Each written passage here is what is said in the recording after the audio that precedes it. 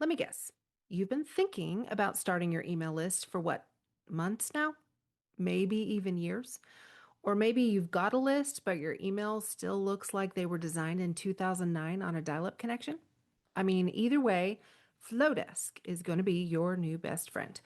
It's the email platform made for business owners who want clean, modern, high converting emails without needing a degree in tech or design. It literally is drag and drop. Beautiful templates, easy automation, and no stress. So, whether you're starting from scratch or finally ready to stop sending emails that scream, I don't know what I'm doing, this is your sign. And because I love a good deal, head to jantouchberry.com/email to get 50% off your first year of Flowdesk. Seriously, your future clients are out there. Let's make sure your emails hit right where they should. That's jantouchberry.com/email. You won't be sorry. Hey there, friends. Welcome back to the podcast. I'm really excited today to reintroduce the guest episode. And my guest today, her name is Sarah Klongerbo, and I am so excited to have this conversation with her and to let you in on it. She is a conversion copywriter for creative brands, and she is the founder and editor-in-chief of Quotable Copy. And her specialty is helping small businesses stand out, sound good, and sell more online. And I don't know about you, but I can get behind that.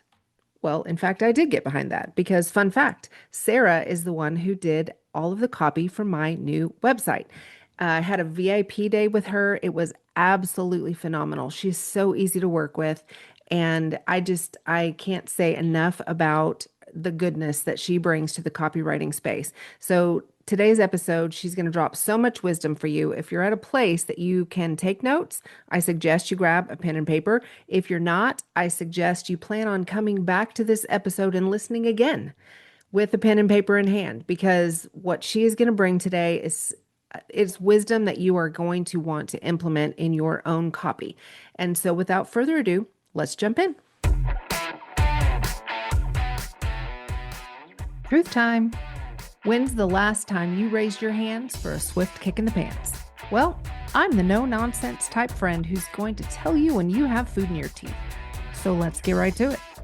This is your infusion of sacred and secular, calling you higher into who God created you to be, exploring how intimately faith applies to every part of your life and how you can live that faith every single day in the marketplace. I felt the tension of separation of church and state. I've been one of the few women at a table of men for decades, and I've stood my ground. Are you ready to do the same? These tools, resources, and interviews are meant to do just that. I'm Jan Touchberry, and it's time to share her faith at work. Hey friends, welcome back to Her Faith at Work. I am super excited for today's episode. It's been a hot minute since I've done an interview, and this lady, I'm super excited to introduce you to. Her name is Sarah, and she is copywriter extraordinaire. She actually did the copy for my new website. And yeah, if you haven't looked at it, you just need to go check it out because it's amazing. And so, Sarah, thank you for some time today. I can't wait for people to meet you. So tell us about you and what you do. Absolutely. Thanks, Jan. So excited to be here.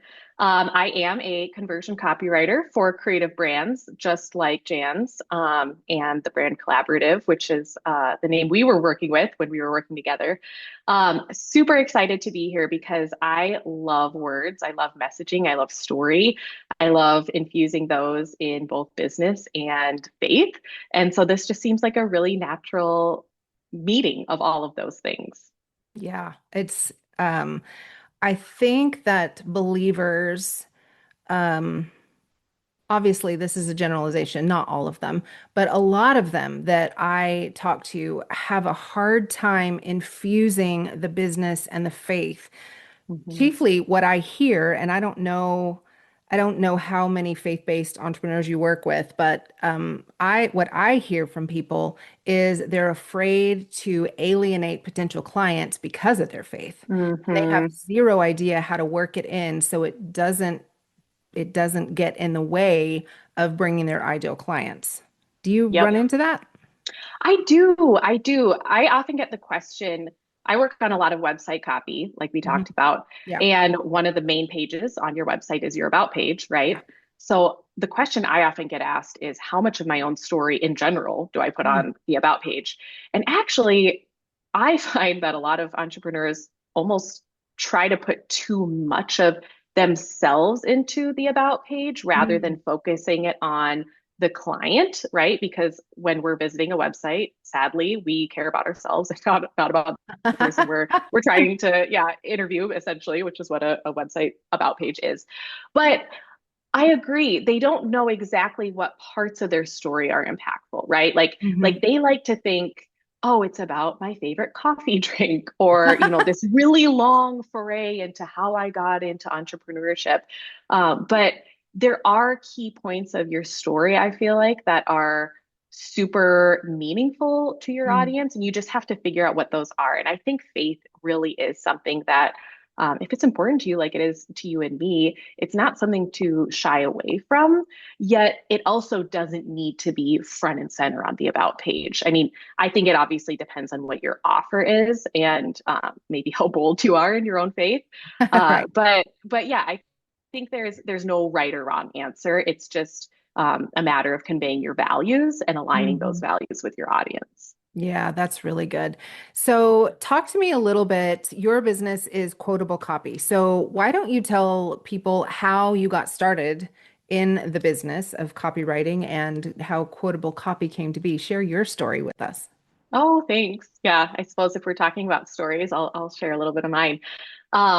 So I won't go too far back, although it is kind of fun to know that I've been a reader and writer since I was a wee little child. I loved devouring stories. I mean, I was made fun of for literally reading at like family Christmas gatherings.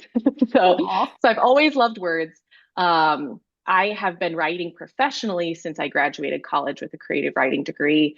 I have been freelancing that entire time. I did do some stints, some pretty long stints actually, at a couple of digital marketing agencies, one of which I kind of grew to be their marketing manager. So I really learned, like the business side of writing um, quite a while ago. And then alongside that, I kind of developed this passion for website design, actually, which Hmm. you can kind of relate to, Jan. Yeah, yeah. Um, I was doing some freelance projects for a couple of clients who were like, I just need a website up. I need it to look nice. I need it to look modern and be user friendly.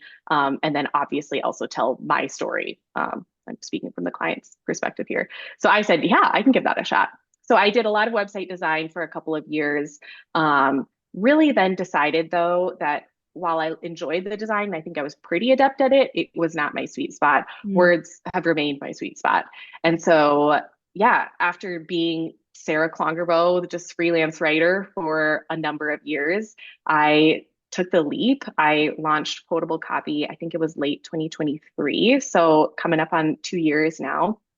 And we are just a small little boutique copywriting studio. We focus primarily on website copy, other digital marketing needs such as email, social ad copy, things like that. But website copy really remains our bread and butter. Just love telling businesses stories online. I feel like that's the perfect place to tell it. Hmm. It's kind of your online home. And I just love making it feel like you while also making it convert to the people that you're actually trying to reach. Yeah, super important. So, I'm curious. When you're talking about telling stories, if somebody's listening and they're just not quite sure how to tell their own story. I mean, you talked a little bit about the about page kind of being like the place that people interview you. And Hmm. so how would somebody know, like, I think, I mean, you'll probably laugh at this. I think my about page before you got a hold of it was, it was my favorite coffee and all the details that people didn't really care about. And I thought it was cool. Yeah. Well, and not to put you on blast, because all of us do that, right? Like you are Yeah. not the only person. And it's also not, I wouldn't say it's this like strict no. Yeah. Not, you can still talk about your love of coffee, right? Yeah. But it's just, why are we doing that? What's the Right. ultimate point, right? Like it's fun to have those fun facts, but how are they all being tied together? And Mm, I think that's where the storytelling element really comes into play. yeah. Maybe there is some fun fact about your love of coffee that brought you, like maybe you visited this coffee shop so often, that's where you do your remote work, and then you sparked a conversation with someone that triggered a love of business. I don't know what Yeah. it is, but we really connect as humans with stories. Right. I actually wrote on my old website, I should probably refresh this for quotable copy, but on my Sarah Klongerbo website, I wrote a whole blog post all about the importance of storytelling and marketing. And when Mm, I was doing that research, I came upon so many fascinating facts about how powerful story is. And I wish I had them pulled up. I should probably go find them. But essentially, there's something psychologically in the human brain that just connects with story. When we hear someone else's, whether it's a testimony from a faith perspective, or it's their backstory into how they started their business, or it's literally just an anecdote that you're sharing with friends over a bonfire, whatever that is, we mentally just latch on to that, and it's so much more memorable. mm, It creates like this personal connection between you two. Anytime you create a connection, that starts to build trust. Anytime you're building trust, that eventually often forays naturally into business and longer term partnerships. So it just it not only is like an easy way, I think, to pull out the parts of your story that are relevant to your business and your audience, but it is, yeah, something that actually works to convert.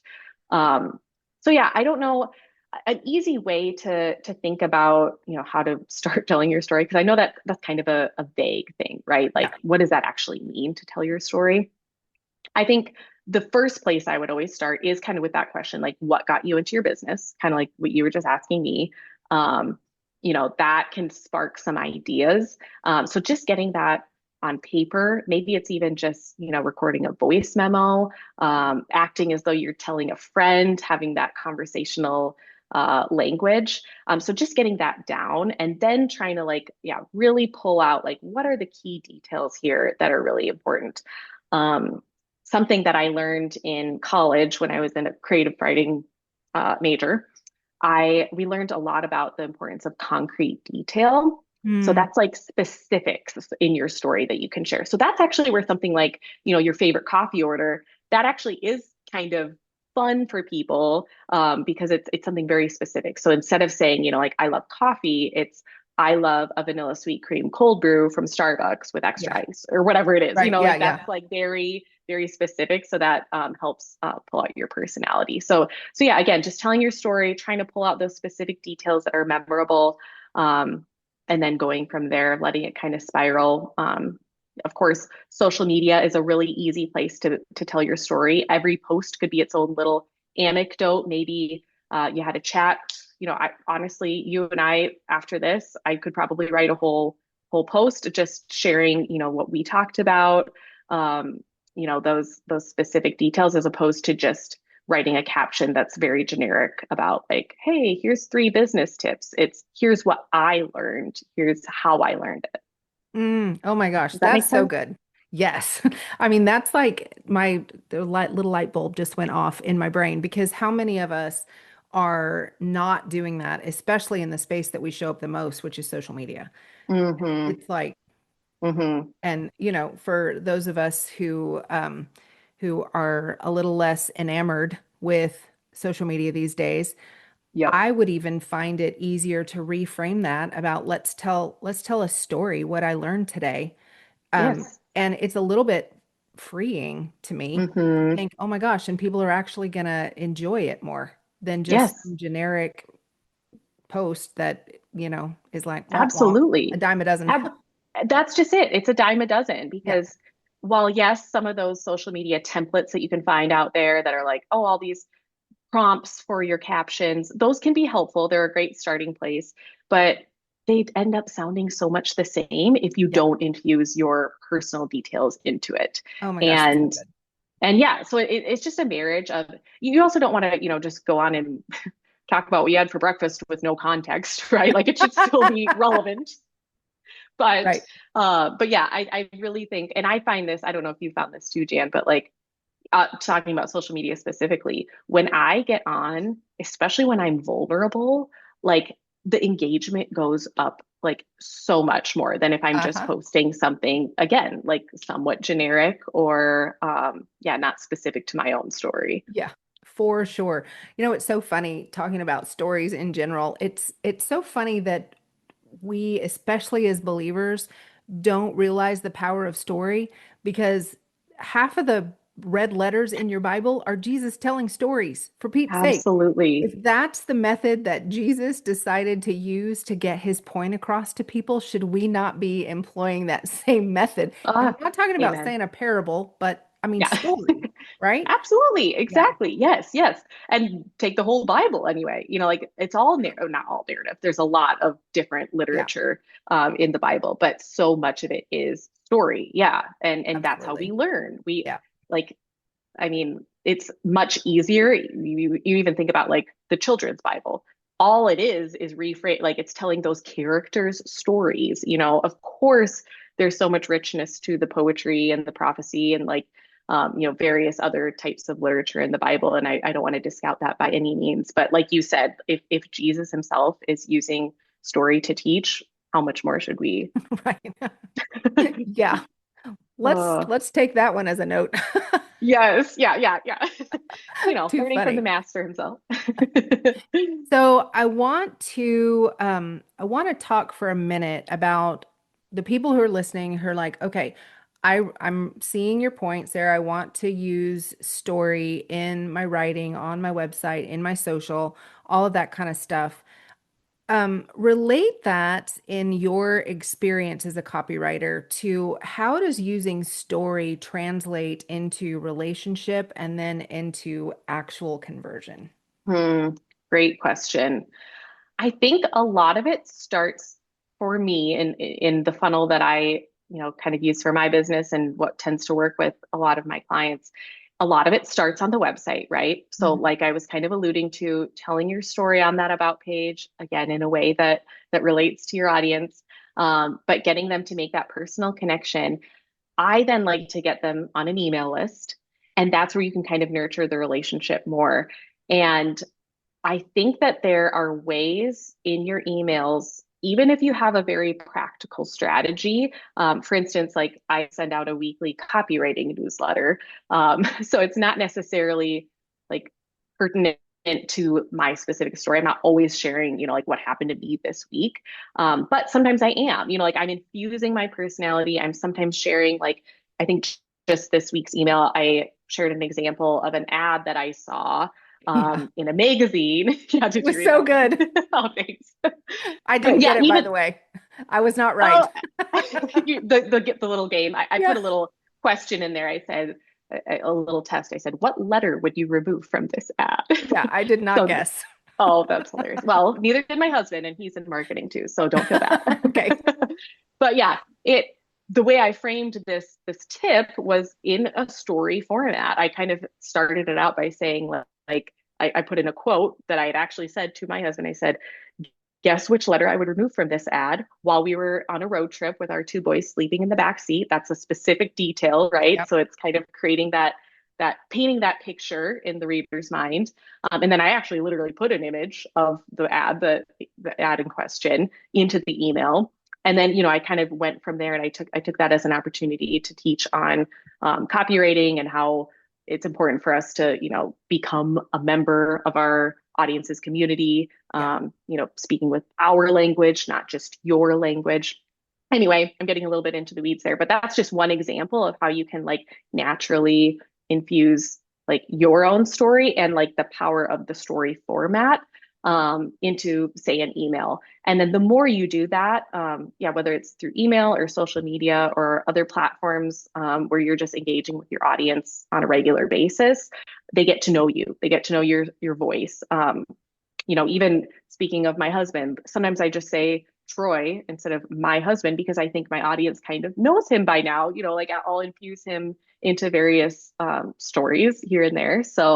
Um, so yeah, just finding ways to make that personal connection, especially if you have a personal brand, right? I'm kind Mhm. of talking as someone who's mostly a solopreneur. I have a small team around me, but usually when people work with quotable copy, they're working primarily with me. So I'm primarily talking to people who are like me, but even if you don't have a personal brand, if you have like, you know, a larger team that you're managing, um, you can infuse specific team member stories, like you can highlight people here and there. Or you can turn the spotlight onto your clients. You can share your clients' stories. I'm a Mm. huge proponent of social proof, testimonials, case studies, these specific ways that you help specific people. That's what really matters to people. Yeah, so good. So good. And just a quick side note, your email is one of the best ones that I get in my inbox, and I look forward to it every week. And it's Thank just so you. good. So we're going to make sure that everybody can sign up for that in the show notes. Oh, that is If so sweet. Thanks, it Jan. just is, it's not, so many emails are just boring, and yours is not Yeah. boring. Well, And thank you. it's email goals for me. Yeah. Well, I call it, for anyone listening, I call it the weekly wink because it is cheeky. I say everything with a little wink because, yeah, the tone is a little bit sassy. Yeah. So if you're Yeah. here for sass, then come on in. Oh, bring on the sass. Yeah, I know you are. I know you Yeah. love sass. Oh gosh. Yeah. Well, I want to talk this last little bit. I want to talk about copywriting and why it's how do I want to phrase this? I don't want to, shame anybody, but Mhm, in working with people who are, wanting me to redo their websites, mhm, copywriting is usually the sticking point for people. mhm. It's difficult. Oh, And yeah. it like they stare at a blank page or even a page full of prompts that I can send to Mhm, them, and they're like, I don't know what to do. mhm. So, why is it so hard? And are there ways that people can make it less hard? Well, I don't know if I can answer the first question of why it's so hard because Yeah, you're it's right. probably not hard for you. So, Well, no, the opposite. I agree that it's hard. It is not hard for me to tell other people's stories, but it is hard to tell my oh, own, I oh, would that's say. good. Hmm. Yeah. And I think that's the same case Yeah. for every entrepreneur. Like a lot of the clients I work with are actually very good writers. They're good marketers. They understand the strategy. They just can't see the forest for the trees or whatever that phrase Hmm. is. Hmm. Like it's hard for them to zoom out. Yeah. And I'm the same way. I mean, even giving my own elevator pitch, I mean, the beginning of this episode is probably a good example. It's hard for me to do that because Yeah. it's so what we do is so innate and we Hmm. feel like we can see the value so easily, but it is hard to convey that Mm. appropriately and succinctly and compellingly.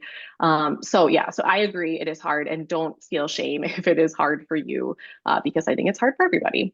Yeah. Um, but yeah, I mean, yes, I think there are ways to make it easier. I think there are tools to use. Um, but honestly, and I promise it's not trying to be like a plug for my business or anything, but I think talking to someone else, like getting out of your own brain, like I was just saying, like I've even considered what would it look like for me to like ever hire a copywriter. I don't think I would because I do love writing and there's part of me that thinks that would be, I don't know, just a little bit weird or hypocritical. But at the same time, I see the value in working with an outside perspective, right? Yeah. Like just Yeah. just having an outsider's opinion. So I think whether that is an actual copywriter, someone who's, like an expert or a professional, or even just like a friend or your mom, Hmm. like take a first stab at it and have someone review and point out the holes and the questions and like, okay, you That's said good. this doesn't really make sense to me. Or okay, I get that, but now what am I supposed to do next? Just watch their thought process, like have them speak it out loud, record it if you can. That is just incredibly valuable feedback. So, so yeah, of course, there are other tools too. I mean, Chat GPT, AI, I am not completely anti that, contrary to what a lot of people might think. I think using tools like Google and Claude or whatever to generate ideas and research and get maybe a different idea as far as tone. My biggest thing with that though is you have to start and end with a human. Mhm. Um, and even in that middle, I still would never, I definitely would never like include more than, I don't know, maybe 25% of chat GPT generated content. Other people might be able to do more, um, but yeah, I don't know. There are lots of different ways. Is there anything like specific that I guess you wonder about in this area?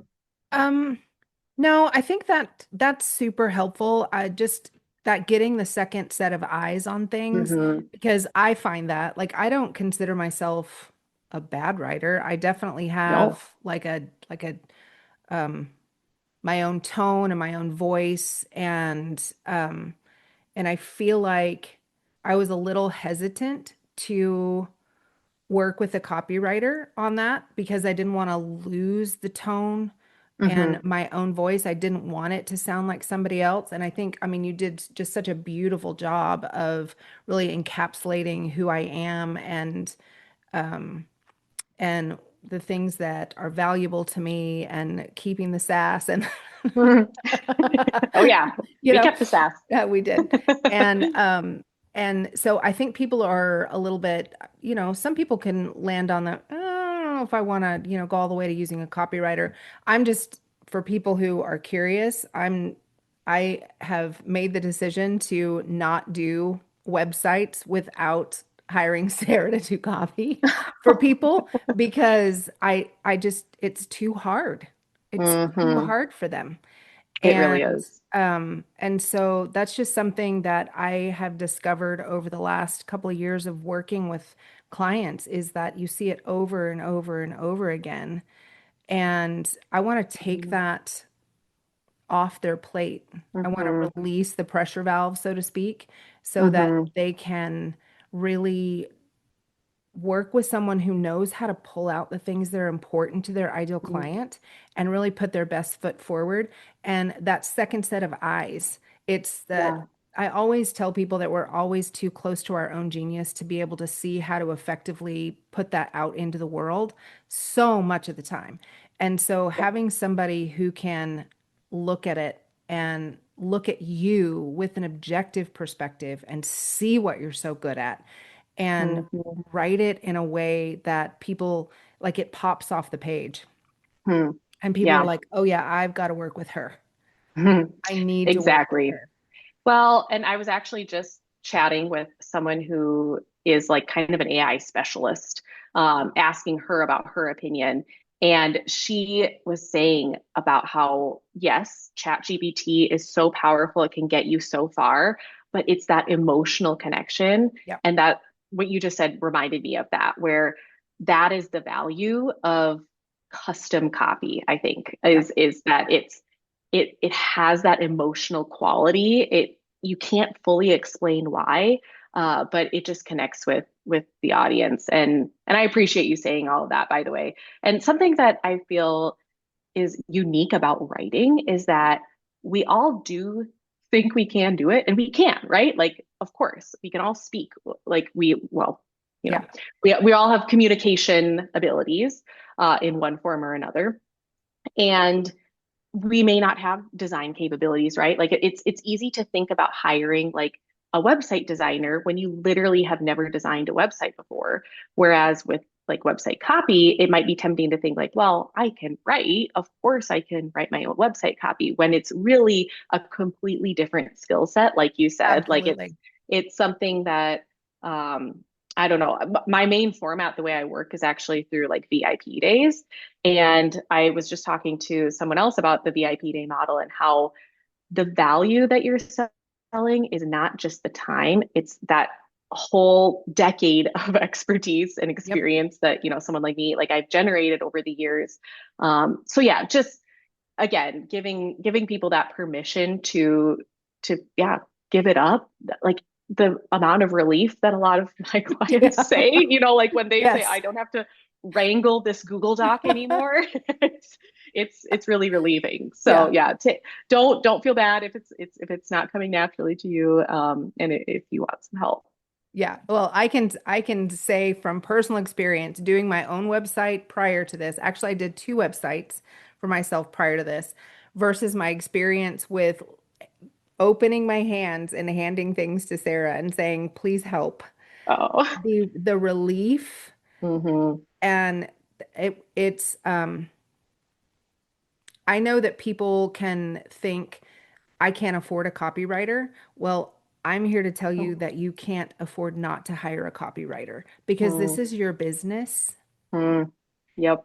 And if you're talking, everybody had, I mean, people are going to get a picture in their head. Sorry, people. When you're talking to somebody and they're just talking and talking and talking and not really saying anything, and you're like, please stop. Does your website say that? Yes. Because I think my some of my web pages before probably said that. That was the message that I was giving to people. And that's not a way to run a successful, profitable business. And so if you're thinking to yourself, okay, I'm sold, I probably need to think about hiring a copywriter for XYZ project, whether it's emails or a website, or I know, Sarah, you have a whole list of things that you do for people. Um, and you're not in a place in your business that you feel like you can do that right now, I'm going to challenge you to every single time you have a new client on board, you take a portion of that income and you put it away into your copywriting fund. Start saving for it. I mean, seriously, this is Yeah. something that you should do in your business to take it to the next level. I think it's that important. Hmm. It really is Well, that important. thank you for saying that. I of course agree.